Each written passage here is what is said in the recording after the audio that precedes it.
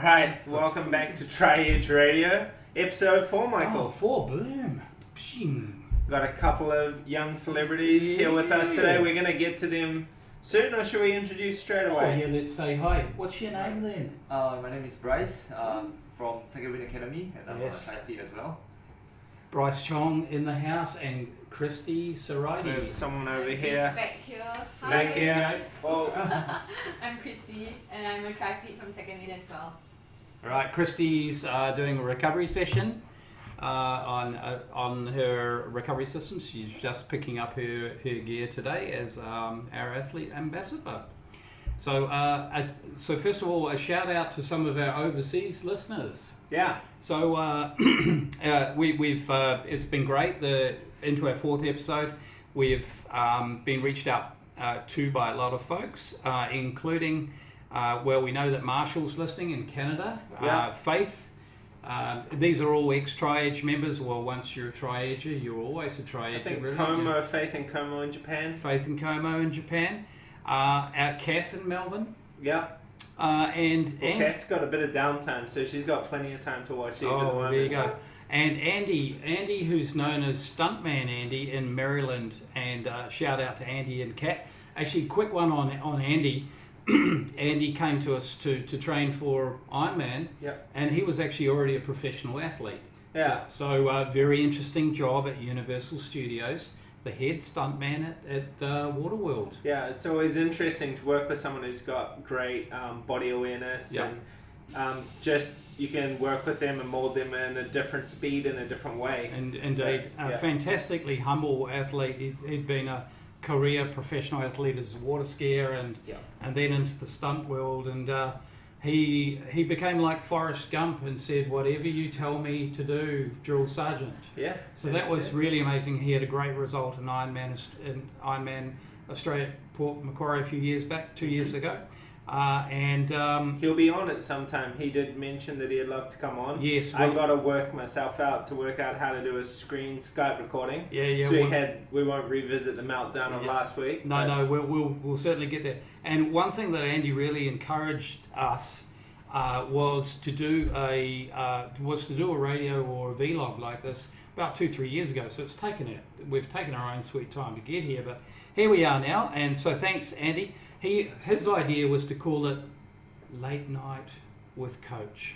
Late Night with Coach? I'm not so sure about that. That's, we might end up on the wrong channel. Maybe Tri-Edge Radio is a better one for our target audience. But so there we are, a shout out. Now, we had a race simulation yesterday for Trifecta. We were helping the Trifecta folks out, and we had around 25 athletes at Tanjong Beach running through swim, bike, run, and it was really good. It was a real reminder to us. We take for granted with 300 or 400 races between us. You kind of forget how daunting it was. But we had one lady in particular was a notable. We had an Olympian there from Singapore, a lady called Aisha Sayada.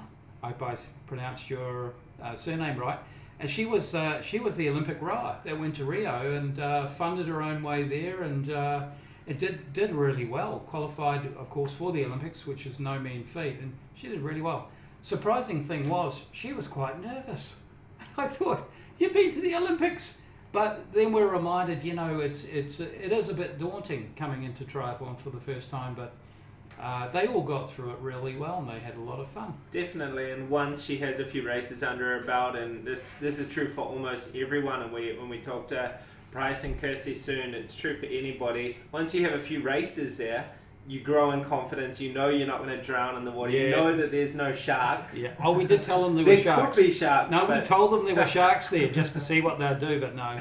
They were all fine. They laughed about that. But we even double bricked them at the end. We went a couple of times through swim, bike, run, but then we did bike, run right at the end just to get them transitioning, and they were really getting into the swing of it. I think they're all going to have a good time next week. Yeah, and Bryce is going to be there racing. He was just mentioning before. So the Trifecta series, for those who don't know, is a fantastic race series here in Singapore for different levels of athletes, all the way through to guys that are going to be leading the race, such as Bryce, no pressure, and then all the way through to absolute beginners who it may be your first race. The series is structured for these people, and well done to the Trifecta guys. We'll continue to support it, and we'll be down there on the next weekend. Yeah, sure. Scott and I will be there both as coaches, and Gladys and I also running the recovery lounge afterwards with recovery systems. So drop by and get your squeeze on. Yeah, get your squeeze on. Squeeze me, please me. Yeah, so that's cool. We'll give Christy another 5 minutes or so. Just why I posted a couple of really interesting old time videos, but on our Tri-Edge Facebook, but stuff that's still relevant today. And there was one in particular on Peter Snell.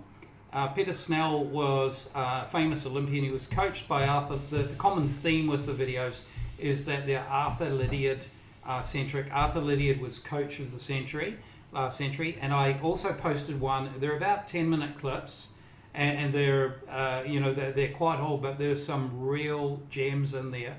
So in the clip called On the Run, you'll see some of Arthur's coaching tips and tricks on running, including take a special note of the sort of terrain that they were running on, because a lot of this is building tendon strength and foot strength, ankle strength, right the way through.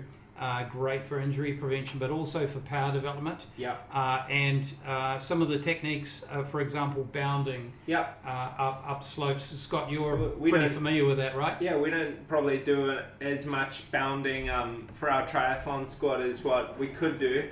And it's great. We have some really fast elite athletes here with us today, and bounding was something that we did back in New Zealand. It really gives you your increases your power every time you step. You want to have that stride length. So it's not about trying to run faster, maintaining the same cadence, but getting more out of each stride. And this is how some of the smallest runners in the world, like Haile Gabriel Selassie, they're so quick, yet they're so small, and they're just getting massive stride length, maintaining that cadence. And it's beautiful to watch. Yeah, cool. So bounding, you're going up a slope, what, 5% maybe, or maybe even a little steeper? Yeah, if you're starting your bounding, what we used to like to do is start on a flat surface to get your technique and posture correct. But as you graduate, you want to start going up a hill, and you can make it quite a steep hill. When I know that Peter Snell and those real experienced guys used to go up quite steep hills bounding. That's really, again, it's about resistance. It's about trying to force your body to do a little bit more than it needs to. Because when you put it back on the flat, man, those gains are exponentialized. Sounds like a great session for our Saturday McRitchie runs after we get through a few of the races that are coming up, because our guys are getting into a different phase now. Funny you said that, because I was walking around there last weekend and I looked at a hill and I said we haven't done bounding in a long time, so we're just in sync. We are in sync. Good job. Yeah, there we go. Christy's just unplugging herself from the recovery systems. We'll give her a moment to come on up and rearrange her seats a little bit, and maybe move. Cool. How are you feeling there, Christy? Fresher, faster, better? Yeah. There we go. My legs feel all right, this is Christy. You may not have seen her properly before. We're going to do something of a informal interview with these two very aspiring great youngsters here from Singapore.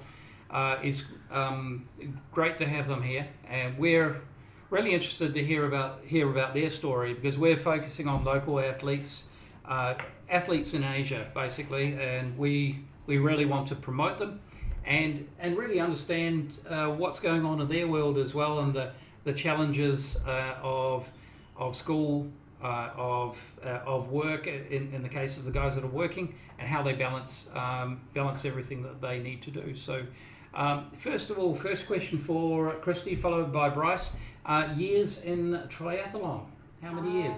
Just over 3 years. Right. Yeah. Okay, and how old are you now? I'm 20 this year. 20. Radio, Bryce? Yep, I'm same age as Christy, and I'm about 7 years into the triathlon. Radio. So, I'm slightly longer than Christy. Yeah. Okay. All right, cool.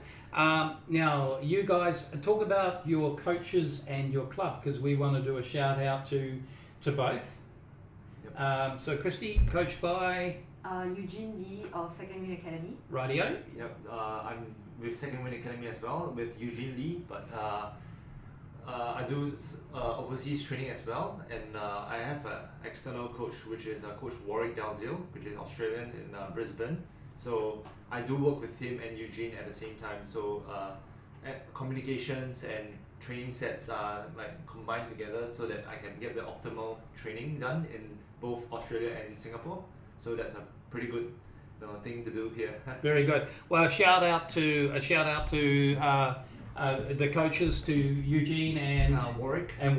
And also to Second Wind. And we've noticed you've got a great bunch of folks who've got great energy. They're great to be around. Make us feel young, don't they? It's got Winding back the clock a bit. Exactly. We're really happy to support Bryce and Christy as athletes as well with the various things that we do as well. So great job, Second Wind, and to the coaches.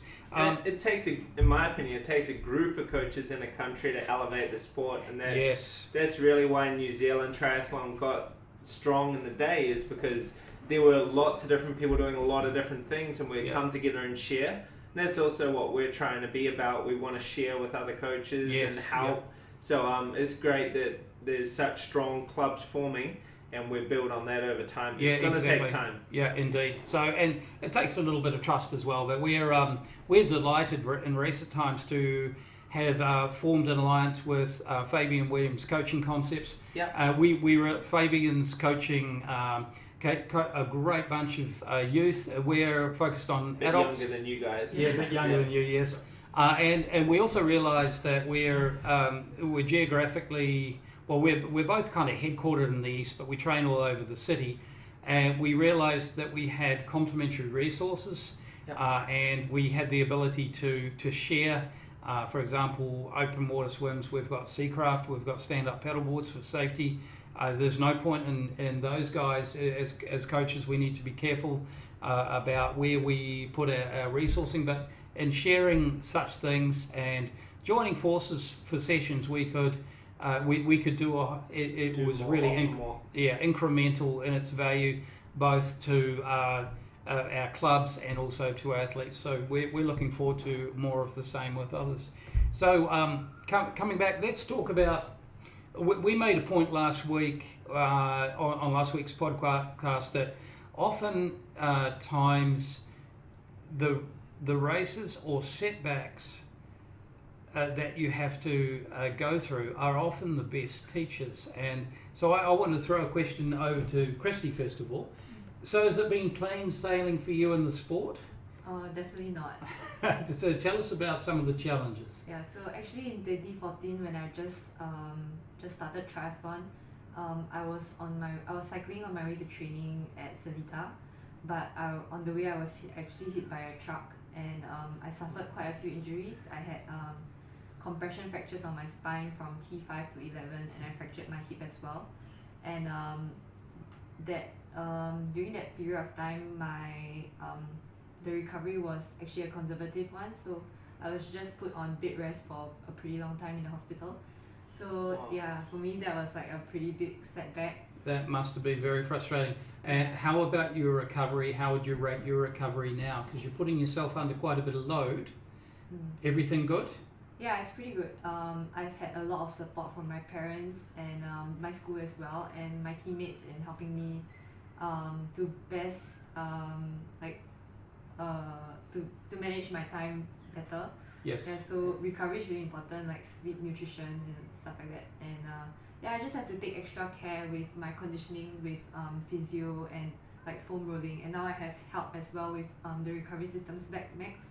Yeah, so it's looking Super. pretty good. That's good. I think you learned a lesson early on staying healthy, because you're really asking a lot of your body, and in some ways that was probably something you wish hadn't happened, but it's probably a blessing in disguise because of how you're managing everything. And I find a lot of the times some of the biggest problems, it sounds like you got away with hardly any long-term major injury. Yeah, I was really but lucky.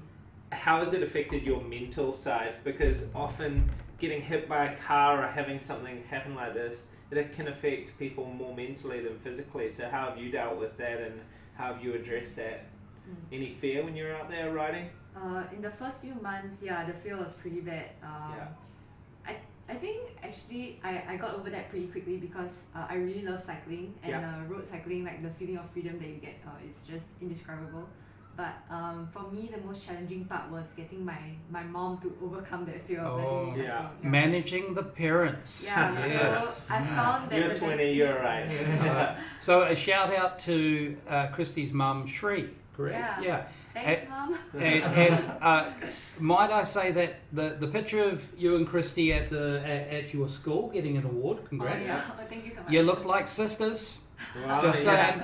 Just saying. I should be happy to hear that. Alrighty, Shree's a lovely lady. Haven't met your dad yet, but look forward to meeting him at some stage. Bryce, setbacks? So yeah, I have quite a few setbacks in the journey. 7 years is quite a bit of time in triathlon as well. And one of the major setbacks that I had was, and it didn't occur to me at the start, that I had like a little bit of hip problem. So what happens is that usually after a race or after a hard training session, usually my right leg will get tighter than my left leg. Right. Or sometimes my glutes would not work for some reason, and then it starts whenever I take a step, it just hurts a lot. Okay. So without seeing physio and doctors and stuff, it's just common sense that something is not right. Something it's not working well. So just doing normal like massages or rolling, foam rolling and stuff I thought would help. That the injury or the problem didn't get away until I met a podiatrist where they told me that I had actually a leg length difference. Yeah. And that was one of the small problems that actually became a big problem in my body. So that little bit of leg length difference not only affected my hip, it also affected my posture throughout my body. Compounded problem. So during cycling, I would actually get my right side would actually get my right back would actually compensate one side would be tighter than my left. And because of that, I had to focus more on the right side to be released more. Right. So that was one of the biggest problem I had. And before that as well, after races, because of the problems, I'm not able to race or certain races, or sometimes races are ongoing as well. Right. And trainings are probably sometimes minimized to 3 to 4 times runnings and stuff, because I couldn't run or couldn't walk properly.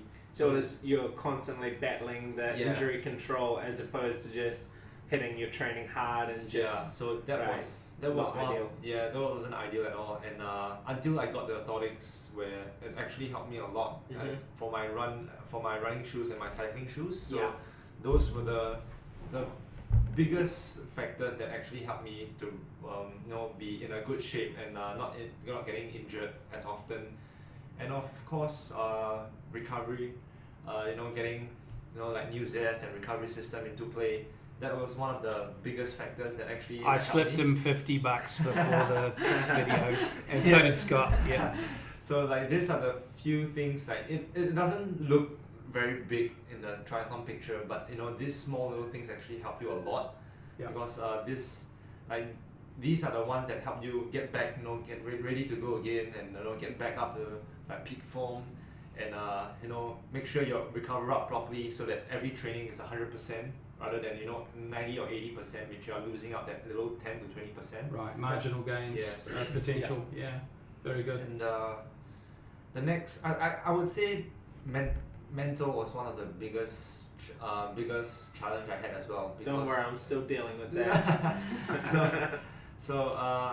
Well, when you have a few back to backs bad races and stuff, that really demoralizes you, and sometimes you just the thought of quitting the sport is really in your head all the time. And so usually I just talk it out with my parents, and they encourage me. I've done so much and so far, and why quit? Why quit? And everything goes to waste, and down the chute. Yeah. So Indeed. So yeah, so my parents definitely did encourage me, and I'm one of the few people who encourages me to do well in this sport and continue the sport. That's a very good point, and I think even age groupers, you guys have some real long-term goals, which we're going to talk about in a minute. But having just bouncing back after setbacks, I think is very important, and having the mechanisms and the skills in your toolbox is a very important one to have. So well done on that. But I feel like they hit on a couple of really key points to take out of what both of you said. For me, one is listening to your body. Both of you, it sounds like you went through this and you found these things by listening to your body, and I find this is a problem with a lot of athletes. They're not really feeling themselves and feeling their body and saying, what is causing this problem? And it will go on too long and cause a bigger injury. Have you read our Q&A later? Because there's a few questions. I see. Yeah, that's a good segue. We'll get to a bunch of those because we've got some great questions. I wanted to raise one other thing listening to them. It sounds like you both got good teams in place. And it's something we believe in really a lot, is that we as coaches only know a tiny fraction of what we should be giving athletes or helping people with. That's why you have podiatrists and I'm sure specialist back surgeons and physios and mums and dads to help you along the way. Yeah, exactly. So as coaches, we I remember having a chat with and listening to Jamie Turner, who is Gwen Jorgensen's coach, and he said with Gwen, for example, one of the just as a quick example of that, one of the things that Gwen really improved on was her bike handling, because she's quite tall and her centre of gravity is quite high, and a bunch of other things, I'm sure. But Jamie was very good about letting other people have access to his athlete and not being overly protective where, oh no, that's my athlete. Right. Even if he didn't have the wherewithal to actually help him. So that's a very wise place for a coach to be, I think. And so in Gwen's case, he actually got a MotoGP rider to take her on the back of a very quick bike. Yeah, because he rides motorbikes himself. Yes. I've been on the back of his. My word. Yeah. And in a very safe environment, he got her riding as the passenger, feeling what it was to go around a corner fast, and what it was to move her body weight on the bike. She wasn't actually driving it; she was the passenger, the pillion passenger. But that gave her a sense of, you know what, I can't fight the bike. Right. I need to move with the bike. I need to start pointing my knee into the corner. Trust the rubber. And start sliding. Yeah, trust the rubber and the downforces. And so that was a very important thing. So around us, example from a triage point of view, we have subject matter experts in podiatry. We have like Matt Hurd from My Foot Doctor. We've got movement mechanics, Fabian's, Jindy's business. We've got integrated physio that we're working with, Dr. Steve Tucker around blood work, and folks around gut health, Lisa McConnell, and Leona, also working for Dr.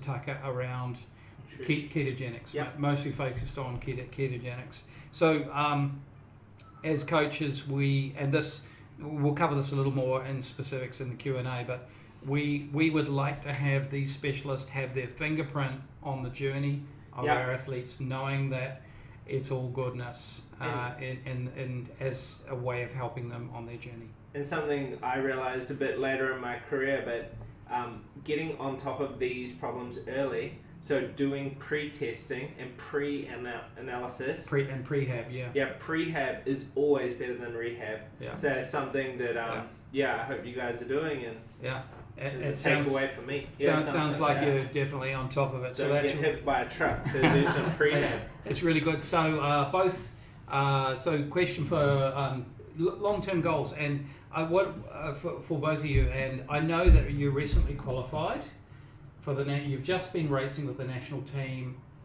in Japan. Yep. Was that fun? Oh yeah, great fun. Yeah.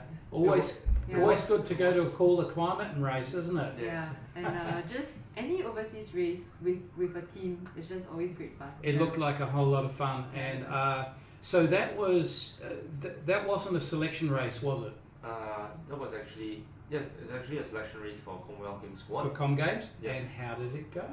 Yeah, I think we are safe to say both of us actually qualified for the Commonwealth Games Congrats. squad. Yes. So Done. Just for the squad though. that's for the squad. Right. I mean, at the end of the day, it's just SNOC. Like, Yeah, it's up to them up to to them decide to whether have they a want to decision. send But us I mean, yet. we are. I mean, we both secure a spot for it, so that's pretty good. No worries. Nothing's ever a gimme in this world. Yeah. But you're moving in the right direction. So congrats on that. Thank you. Long-term goals. Where would you like to be in 2020? Oh, Tokyo definitely. Tokyo for the Olympics. What, for yeah. sightseeing? Sightseeing? No, I really want to be there to race at the Olympics. Very good. Yeah. Fantastic goals. Yeah. So definitely a few goals along the way, especially trying to win SEA Games. The next SEA Games, Yep. not this SEA Games, but Singapore hasn't been winning the gold, especially for the men. It's been a while, hasn't it? For Yeah. a few, like more than a decade, I would say. Yeah. So definitely trying to win back the gold would be pretty good, and making my country proud. Absolutely. No, and But the ultimate goal is definitely 2020 Japan. It's one of the it's good scenery there. But Good food. but good food and stuff. But racing with the big boys and Yep. the fun part there. Yeah. Absolutely. So Bryce has been one of the few Singaporeans, I think, to have gone sub 2 hours in the last maybe close to 10 years, I think. I don't think there's been very many. I may be overlooking somebody that I'm not aware of, but that's really good. And you had I think you did a 156. 155. 155, yeah. Around there. And that was in Japan as well? Yes, that was in Murakami. Yeah, very good. Japan. Yeah. That's pretty sharpish, isn't it? Getting to the sharp end. Yeah. I think I can do 156 with the swim and the bike these days. Maybe If you I'll don't run. skip the run. But anyway, but no, that's really good, and so that's very promising. So in terms training is a bit of a plate spin. Have you seen the Circus Soleil where they're yes. spinning the plates on the poles? Training's a bit of a plate spin where we have different things we need to take care of, including the obvious things: swim, bike, run. Our rest and recovery, the other things that are in our lives as well. It's all a bit of a plate spin. Tell me about, I want you to talk briefly about your weaknesses. Okay. The things that you're not so good at that probably need a disproportionate amount of time and effort. And I'm guessing if you're the same as our athletes, it's going to be a long-term thing. It's not a this day, this week, this month. It's a long-term strategy in order to mitigate some of the things that you would like to improve on. So starting off with that one with Christy, your plate spin. What's the plate that you need to spin the furthest, the longest keep it up, perhaps? yeah. There are quite a few. I think in triathlon, the weakest leg would be swimming for me. Yep. And I think with swimming, I just have to get stronger. I'm a bit weak, just not very muscly yet. So yeah, I'm just working on putting on muscle mass, and that will be through like plyometric training and trying to get my nutrition spot on, which Right. I've been having a bit of trouble with. So a little bit about that. So you're a vegan? Vegetarian. Vegetarian. Okay. So what are the challenges as a vegetarian in the sport? What sort of challenges do you have in terms of building muscle mass and so on? Is there any challenge at all for you? I think it would be sometimes it's not as convenient. I think as for example like an omnivore, like after training, my team would immediately go to a hawker center and I've seen them on their Facebook. I've seen what they eat. yeah, and for me maybe it takes a bit more time to prepare, so I have to be really on top of my time management. Yes. Wake up a bit earlier to prepare my food, or remember to pack like a banana, soy milk, and my protein shake and stuff like that. Yeah. Remembering to take my supplements, which I'm not very good at. Oops, the screen. Yeah. Oh yeah. Yeah, Vera. Yeah. So I have you heard of this stuff called New Zest? I hear it's pretty good. Oh yeah. In fact, hands up if you're using New Zest. Not yet, but. Okay, all right. So there's a Give her a trial on that. there's a little plug, yeah, and that's of course pea-based protein, a lot of really good stuff, yeah. So that's one of the plates you need to spin: the swimming, the building, the increasing the strength, the muscle mass. Do you spend any time in the gym? Yeah, I do. Not. It's been pretty recent that I've been going to the gym Right. and getting on like plyometrics and strength work, Right. stuff like that. Yeah. So there's a Kiwi athlete. I think she might be number one in the world at the moment. Andrea Hewitt Yeah. is about your size. Yep. Bit of a pocket rocket. Came Yeah. from a surf life-saving background. Yeah. Never swims with goggles, or hardly ever, because Yeah. you don't wear goggles in the ocean where you got waves crashing over your head. So That's right. yeah, Andrea got pretty strong. She's always a good swimmer. Yeah. She had to become the whole package, and she's doing pretty well this year. She's having a great year. But it's not unusual for triathletes everyone comes from a different background, and another Kiwi triathlete who's doing really well this year is Ryan Sissons, and he didn't come from a swimming background, and he's worked really hard on it. I know he's hammered away at that for more than 10 years. So now he's broken through this year and he's pulled out some great races. So well done, Ryan. Yeah. Good to see you smashing it out. So ITU racing, you need to be in the front pack Yeah. to really be at the sharp end of the race, where you need at the right place, where you can deliver or hang there, or maybe even have the ability to do some damage on the bike. Speaking of bikes, tell us about is your bike riding a relative strength? Bike riding, it's my favorite part, the one that I enjoy the most, but also not a strength yet. But I've been getting a lot of support from my sponsor, Specialized. Yep. So yeah, it's one that I'm really working on a lot more. Getting on the trainers on the weekends when I'm on the weekdays. When I'm not allowed to ride on the road. Right. And yeah. And, Is that your mum? Yeah, that's my Fair mom. enough. Compromise, yeah. So Are you riding with watts, or are you riding on perceived effort or heart rate? perceived effort. Okay. Yeah. Alrighty. Okay. So we've got to get to Bryce on his typical training week. Yeah. And plates. What's your plate yeah. spin? Yeah. Well, for mine would be the run, because I'm usually able to come up with a pack and a swim. Yep. The bike is just trying to work for occasionally just taking my turn at the front and closing a bit of gaps here and there and just Right. being with the group. But Are you required to take a turn in an ITU race? no, not really. What is the polite way of denying your turn? Sit at the Well, back just- and pretend just- you're not there. Yeah, just pretend you're not. You don't speak any languages. just be dumb.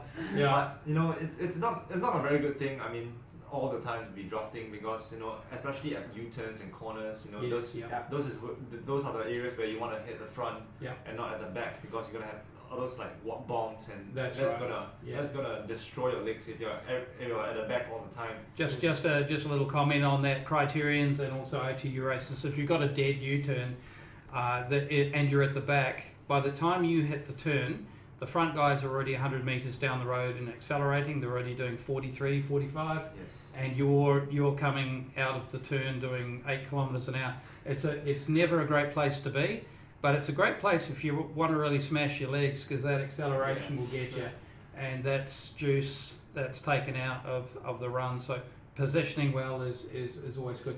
So have you heard of a term called glass cranking?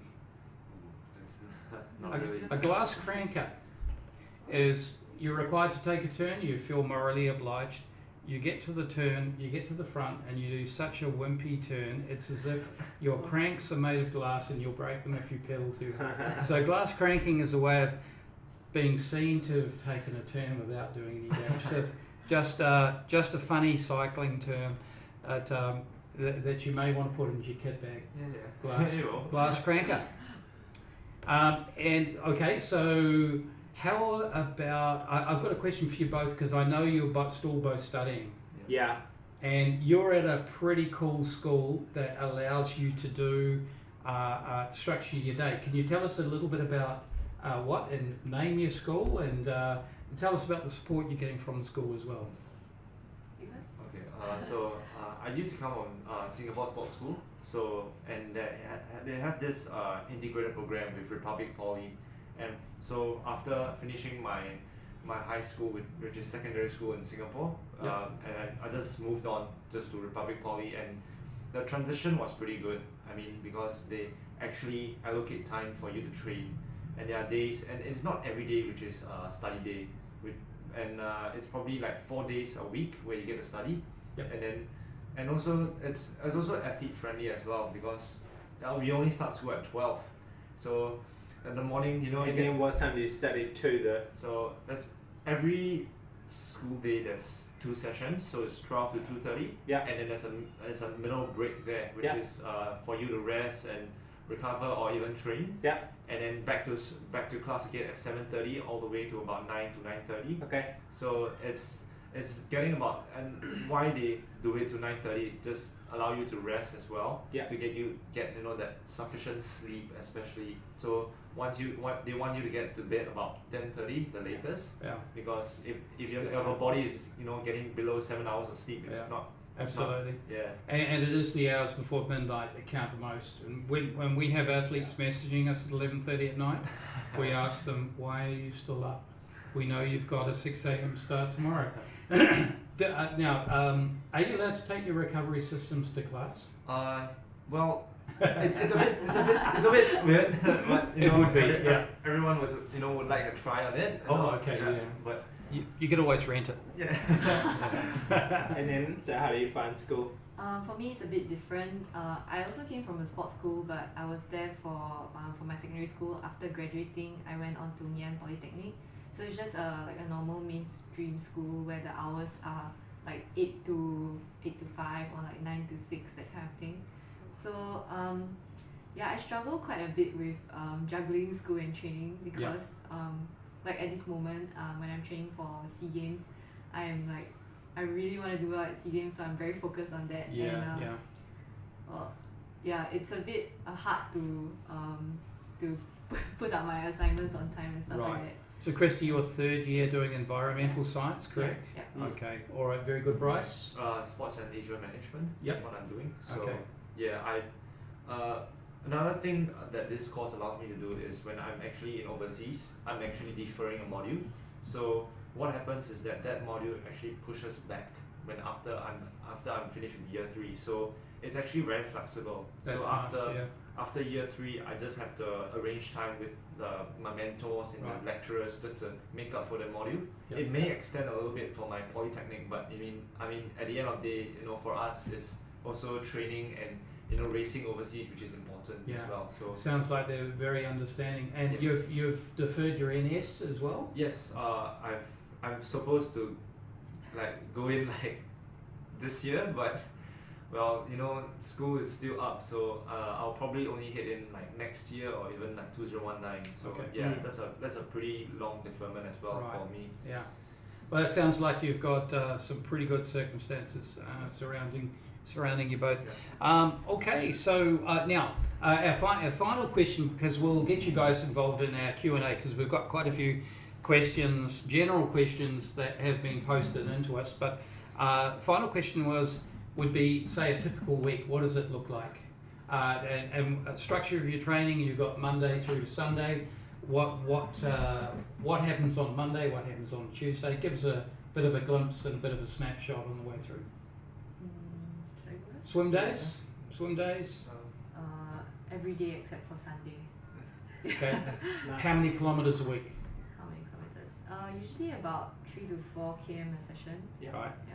So about 6 20 miles, to 24k a week. Did you hear that, Tri-Edges? You're complaining about doing 9k a week. 20k a week from a swimming background. I would really like that number. 20k is like a sweet 12k a week you can kind of maintain. Yeah. 20k a week for ITU athletes, you really go ahead. So you can get that done in 4 sessions if it's 5k sessions. Yes. Bryce? So I'll usually start off the week a bit more aerobic, long distance aerobic, so to get the muscle, back into just back into work, make sure the muscle is comfortable, and then slowly progress to a bit more speed for like Tuesdays and Wednesdays, just to get the speed up before heading into speed endurance. So once it hits like Thursday to Saturdays, that's where it's going to be hard intensity, for all 3 sports especially. So it's going to be like short rest swim, heart rate swims, and it's going to be like a race pace for runs, and for bikes I'm going to just going to hammer it down for the bike, following any like those fast groups. And well, come Sunday, it depends on what I'm like training for. Yes. So if there's competition coming, so they'll do more brick sessions. So just short brick sessions would be good. But if there isn't a race like coming up, like probably a few months later there's a race, then I'll still have a buffer. So Sunday usually would be a long aerobic ride for me. And that's pretty much sums up my week. Very Busy good. weeks. Okay, and it sounds like there's the more intense sessions line up with your longer rest periods as well, because you're getting into the weekend. So that sounds like a perfect arrangement. Well, that's really good. So I think, Scott, should we move on to the Q&A? Sure. This week? And actually, I forgot to give a shout out to Priyanka in India. So and Priyanka's got a question, and actually his question relates to what Christy was talking about. Priyanka's kind of Christy's build. He's long and lean, and maybe a bit longer than you, but he's very lean, and he's worked really diligently on his swimming. Very good marathon runner that came to us because he got injured, and all of a sudden he discovered he loved biking. He always hated swimming, but he actually got pretty good at it. So Priyanka's very, very lean and struggles to put muscle on. He's one of those, the opposite of Scott and I. But he, so that general question came through, and I know that he may not have a gym anywhere near where he's staying. So the question is how to put on muscle for and triathlon. What sort of exercises should he be doing? And my view, because of his location, I think body weight is going to be the name of the game. But he's based out of Mumbai now, right? Bangalore. Bangalore. Mumbai. Yes, beg pardon, Mumbai. So having lived in Mumbai for a little period, it's a bit of hustle bustle and it's hard to get around. So if you are living in Mumbai, and a lot of people don't have access to a gym where they're living unless you're extremely fortunate, then like Michael said, bodyweight sessions. There's actually a famous race course in Mumbai where they used to do a lot of horse racing, but there's a lot of groups that go down there most days of the week and have running sessions and basically core work. Any sort of plyometric or core body-based exercises is good for swimming. So dips, press-ups, chin-ups, and variations of all of these things. It doesn't have to be exactly the same chin-up every time. In fact, to mix up what you're doing will work more muscle groups. So I'm always a big fan of more muscle groups as opposed to being like a proper weightlifter or bodybuilder where you're just doing bicep curls. Those isolation exercises are not the best things for triathletes. You want to be a bit more focused on what are you doing in your stroke, or what are you doing in your cycling? Functional movement. Yeah, that's what it's about. Exactly. There's a short answer for a very broad piece of subject matter. So I've got a question also about if you've missed training because life's intervened, life in its various forms, which could be sickness, it could be stress. work stress, all the stresses, family, and so on. Should you cram and try and catch up?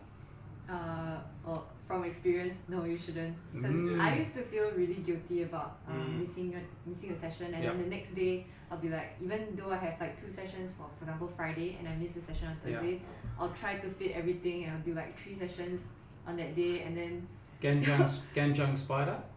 yeah, but then it will just end up in like your body breaking down because you don't have enough rest and that's a great answer, and look, with our programs we buffer into the program for our athletes. If you're hitting around an 80 percentile, you're getting the job done. And for other athletes that so I'm thinking of one in particular who asked this question, had a lot of travel, and as a result of the travel and a few other things, got sick for quite a period of time, and was feeling pretty down because was missing her training, and training was causing a lot of happy endorphins and so on. So I think she was probably dealing with that as well. So don't feel bad about it. We're doing this with a health focus first of all. Health and wellness is always at the forefront. And even if you may not have prepared that well for, say for example, Trifecta that's coming up, I would suggest you roll through at 75-80% of your race pace. Treat it as a training day. If it's too much to do the run, then pull out on the run, but get the swim and the bike done. And because I believe we all believe there's always things that you'll learn come race day. So treat it as a training day. Treat it as a bit of a race simulation and a break. Don't worry about whether you're going to post your best time or not, but roll through, enjoy it, and have that as a focus, and we'll build you back. Another thing to add on that is I like to use amount of sessions missed as a barometer on how you're handling the load of your training. So if it's a one-off, this is not a big problem for me. Things in life happen. But if every week you're missing 2-3 sessions, you need to be picking up the phone to your coach or messaging and saying, hey, look, this is what's happening in my life, and it could be studies, it could be you're having a kid soon, or you've just had a child. Could be anything, could be stress at work. So use how many sessions you miss as an indicator to how more or less you can fit into your week. Yeah. Because in an endurance sport, it is about how much work you're doing. Yeah. And most of us we can all probably do more work. Yeah. More work, more training. Yeah, definitely. So another question that came through, there was one question came through from someone who's getting sick every 2 months. So when things are okay.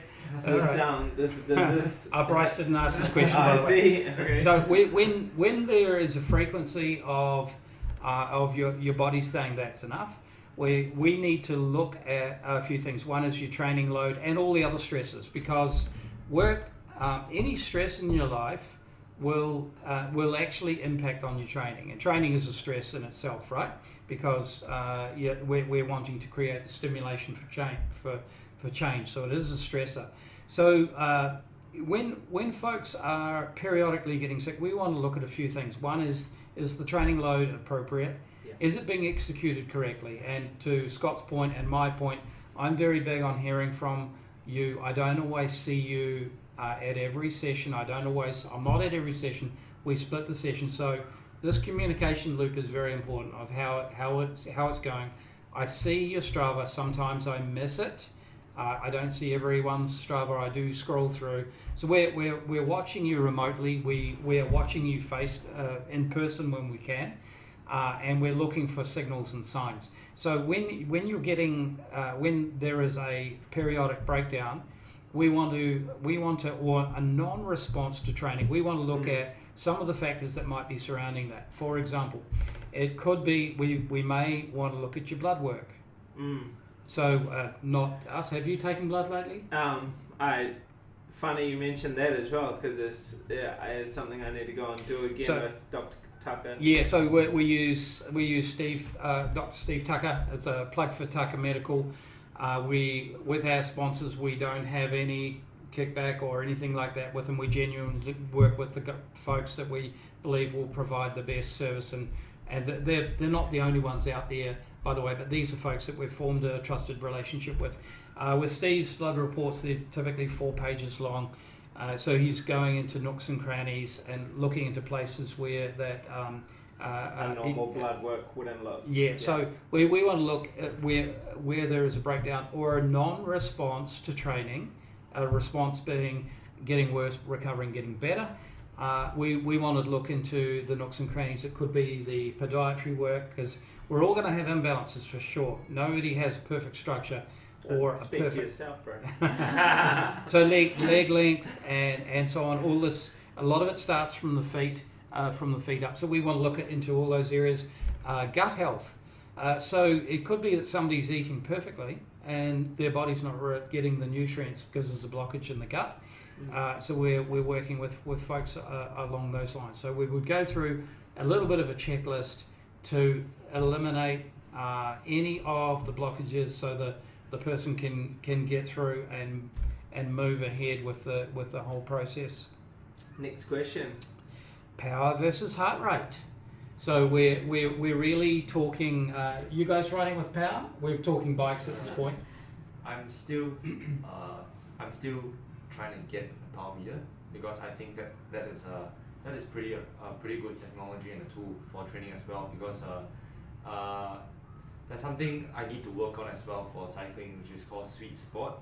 That is one thing I need to work on, because I can't, when you're doing perceived effort, it's kind of hard to tell whether you're going too hard or too soft, because when everyone starts off really hard, because the adrenaline in them is just rushing through every it's all those hormones young people have. But exactly. but after like 5-10 minutes, that's where you realize that everything, the first 5-10 minutes was too hard, and so I think getting a power meter would definitely help in trainings. And so who would be your ideal provider of a power meter? What brand do you recommend, Mike? There's quite a few good ones out there, and but before no particular, like Quark was bought by Quark was bought by, I think they have a tie-up with Specialized. That could be an avenue for you, Christy. Anyway, but I'd like to make a few comments. First of all, starting with a quick story of a double Olympian and world record holder who never had a power meter. So this is I guess if I wind the clock back to 1991, 1990, 91, and this period. So this is the same period in the same club as last week's special guest, Coach Hamish Ferguson. Yeah. So we had a double Olympian in our club called Chris Nicholson. He went to 3 Olympics in 2 years. How could you do that? Well, there was a period of time where summer and winter Olympics were in the same year, and they then went to separate them off by 2 years. So he was a speed skater, as in short track speed skater, and was in the New Zealand team. This is like a tiny sport in New Zealand, which is dominated by other sports like rugby, and they won the world champs, broke the world record. So he was in that speed skating team. Speed skating muscles and cycling muscles are very similar. He also was on the 100k time trial team back in the day when they had that at the Olympics. It's a horrible event. Now Chris never had a power meter. And he was national cycle champ, and even up to age 40 he won the national time trial champs. Wow. He was an exceptionally good athlete. Never had a power meter. He was so in tune with his body. I feel we're going to have him on in future shows. He operated very well on perceived effort.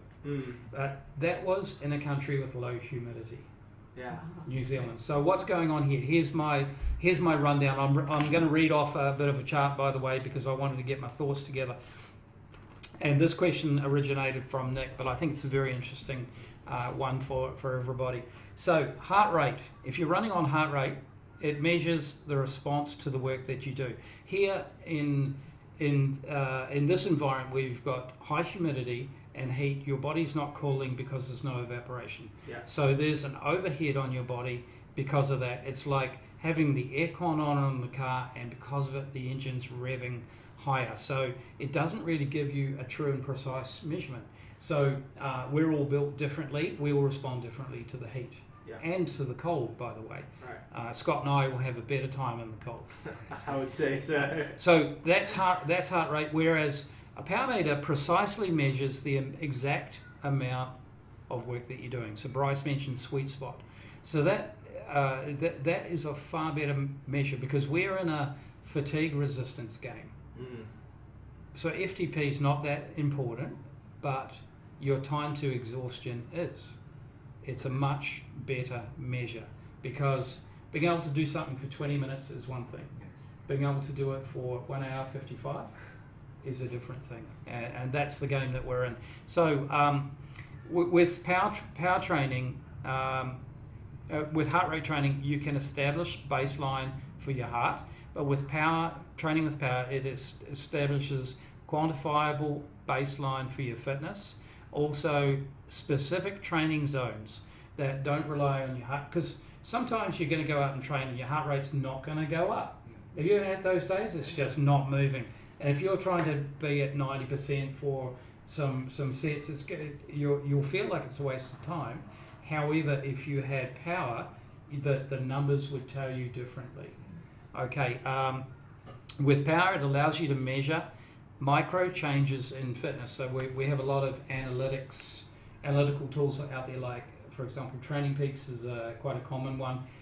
Huge amounts of data in there. There's a new one which I'm very interested in called Stravastics. It's an add-on to Strava, and it does a whole lot of analytics as well. It looks like something that's very interesting and available to us all. So there are ways of interpreting that. Now, I had a quick chat to somebody this week who said, I just bought a power meter, they said to me. And I said, do you know how to use it? And they said, no, but I'm just trying to get the highest number I can up a hill, which is a good thing. However, that may not be the best use of that tool. So Bryce is mentioning sweet spots. We're talking about time to exhaustion. Yep. There are ways and means of doing this. And I think as coaches, we become interpreters of data. Yep. And interpreters of that TTE, time to exhaustion, and even interpreters of, and Scott's very good at this, I've learned a lot from Scott over the years on this, even reading how fatigued somebody is by looking at their face. Yeah. And how sharp they are. Exactly. Some people, Yeah. So with power meters, it's a process, and it's a journey to have your zones retested so that it's ensuring a progressive overload. And this is where perceived effort may not actually get you there, because some days we're often fighting. And I talked to Coach Ferg about this, who said a very wise thing: fatigue is mental. Not that you'll go mental, but fatigue's a mental thing. Yeah. And we have to override that with real numbers sometimes. And sometimes we need to also realise, just as an aside, that we need to do a swings and slides ride. Whilst training for the Olympics, quick story, Chris Nicholson, they're training for 100k time trial. They were so cooked because of their training. One of their 4-hour rides, they went past a park, they looked at the swings and slides, and they spent 2 hours on the swings and slides. So sometimes you need to do a swings and slides ride. We call that a meat pie and coke ride. Yeah, or it could be a Ferris Bueller's Day Off. And for our aspiring athletes who have national aspirations and ambitions, sometimes you've got to give yourself, so my view here, you've got to give yourself permission to have a Ferris Bueller's Day Off. You ever see that movie? No, actually. No, that's some homework. A couple of years back now. 1980s. Anyway, so that's really reading, and that's in collaboration with your coach. And that's not being lazy. That's not being. It's being smart. It is absolutely boom to smartness. Yeah. There we are. So there's a quick snapshot on power versus heart rate. So I started that conversation by saying one of the greatest athletes I've ever met and been associated with never had one, and it operated very well off perceived effort. As coaches, Scott and I are of a belief that all the gizmos and gadgets producing data are there to support your understanding of your perceived effort. We know that in this environment sometimes we'll get quirky things happen because of the humidity and so on, or in colder weather I think we can get some anomalies as well. But at the end of the day, if you took them all away, if you took all the gadgets away and you had the ability to read what was going on, I think that's the nirvana of the situation. Would you agree? Yeah, I personally like perceived effort a lot. So I plug, do like the gadgets. a plug. We're hoping that suppliers will be listening to this of power meters.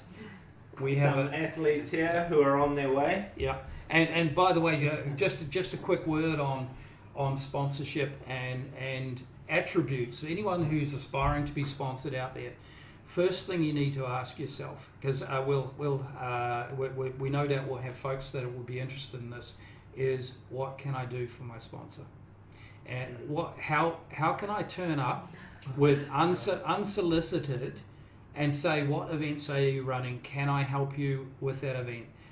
So let's put things in perspective, and I guess the younger generation have possibly been accused of having a bit of an entitlement mentality, like I'm really super talented, so you should be giving me everything. That's not the way it works, guys. You need to think of and understand how your sponsor makes money, where their gaps are in the market, how good you are at reaching market, and that could be social media, it could be your Instagram, your Facebook, your various ways we're running workshops, public speaking, connecting, and so on. And look, from our point of view, the two attributes that we look for are not talent and ability, but we're looking at habits and attitude first. That's the way you connect. That's your an attitude of gratitude, and habits and attitude are very much on top of the pole. Next to talent and ability are a second and third. And this is a great example today. Thank you for coming in. And Thanks this is really doing a good job, not only for yourselves, and I mean it's letting the public know what you guys are doing as well, and this is awesome. So super cool. Super cool. I think we've pretty much tied up all the Q&A. So, but if you have questions for next week, feel free to drop us a message on Facebook. Make sure that you pound the like button and subscribe to the Triathletes Radio channel. Spread the word. Thank you so much. Pound that like. Last comment. So Bryce, good luck for Trifecta this week. Yep, thank you. Look forward to seeing you there. Don't forget to have both shoes on your bike. Yes. Bryce did a Cinderella to a recent race where one shoe dropped off, and before he knew it, he was biking with one shoe and one barefoot. Yeah. But actually, that was that would have phased a lot of people. But I thought that was really great. I think that was before we sponsored you. And I thought, or maybe I thought that was pretty cool, because you're going to get dealt things like that, and it's how you recover. That comes into the attitude angle. So I thought that was pretty cool. And what's your next race? SEA Games next SEA Games. month. Yeah. All right, cool. Well, Where is that, Games. by the way? KL. And it's the 19th and 20th? What are the dates? 21st. Yeah. It's a Monday, right? Yeah. Monday, yeah. So that's a pretty busy weekend for a lot of our athletes, because the day before they're doing Bintang. Yeah, Bintang 70.3. Yeah, cool. So have a good week, everyone. Yeah, so this is a wrap on episode 4. It's been great fun. Thank you, Bryce and Christy. It's awesome to have you. And Scott, we're into next week. Just we've been asked a question of, just as a teaser for next week, which bike do I buy? I'm not talking about brands. Do I buy a time trial bike or a road bike? Which wheel depth do I buy? We're going to be covering some of those considerations right up your alley. in next week's episode, and a bunch of other things. So we look forward to your questions. So it's goodbye from us, and over and out. It's a wrap on version 4. Thank you.